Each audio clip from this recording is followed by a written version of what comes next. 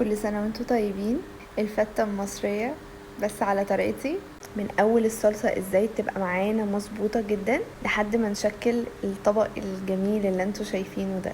يلا بينا. انا عاملة كميات من كل حاجة. هنحط الزيت والزبدة وبعد كده هننزل بالرز الابيض المصري مغسول، هنشوح فيه كويس قوي لحد ما كل حباية من الرز تشرب الزيت والزبده اللي احنا حطيناها. 3 معالق صغيرين من الملح، وبدات احط الميه بتبقى فوق الرز بعقلتين، ممكن نزود حسب ما يحتاج عادي. قبل ما يشرب ميته كلها ببدا ان انا اهدي النار واسيبه يستوي، اسيبه لمده 15 دقيقه. وبعد كده لو احتاج ميه بزود له ميه عادي، ولو ما احتاجش بسيبه يكمل سوا عادي جدا. بعد كده هنبدا في اللحمه. انا استخدمت كيلو وقطعتين من اللحمه تقريبا.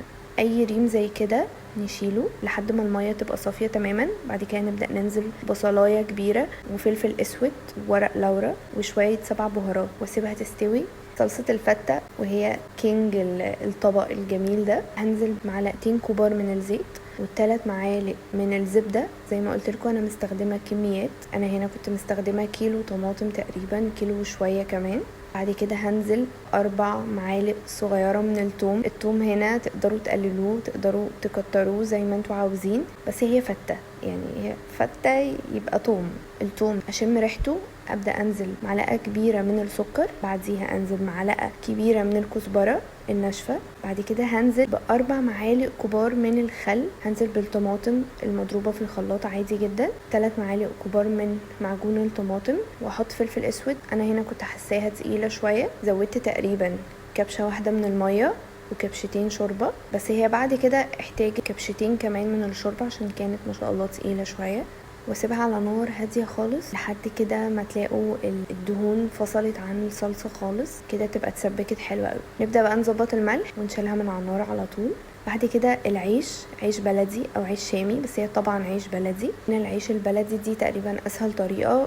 بصوا ده علشان الشكل، لكن عامه انتوا تقدروا تقمروا العيش او تجيبوا رغيف العيش وتحطوه تحت الشوايه لحد ما يحمر، وبعد ما يحمر نكسره تمام ونكمل باقي الخطوات اللي هقولها دلوقتي. لكن انا حابه ان الطبق يبقى منظم شويه، علشان كده عملت الطريقه دي. انا عملت ايه؟ قسمت العيش نصين وبعد كده بدات تنيته، لان العيش ما شاء الله كان كبير، تنيته وبدات ان انا اعمله بالمقص بالطول زي ما انتوا شايفين. بعد كده قطعته مكعبات، دول تقريبا كانوا 4 ترغيفه كبار. بعد كده حطيت عليهم معلقه من الزبده او معلقه من السمنه كبيره. بعد كده دخلتها تحت الشوايه وكل شويه اقلب فيها، وما تنسوهاش علشان هو كان هيتحرق مني، فخلي بالكم. طشه العيش ليه طشه معينه ولا حاجه، يعني انتوا كلكم شاطرين اكيد. هنجيب معلقه كبيره من الزبده، معلقه كبيره من الثوم، بعد كده هنزل ب4 معالق كبار من الخل، رشه من الكزبره الناشفه، رشه من الكمون، ورشه من الفلفل الاسود. وبعد كده هزود 3 أو 4 كبشات شوربه اللحمه، كبشه من الصلصه، وهشوح اللحمه في معلقه كبيره من الزبده ورشه كزبره ورشه ملح،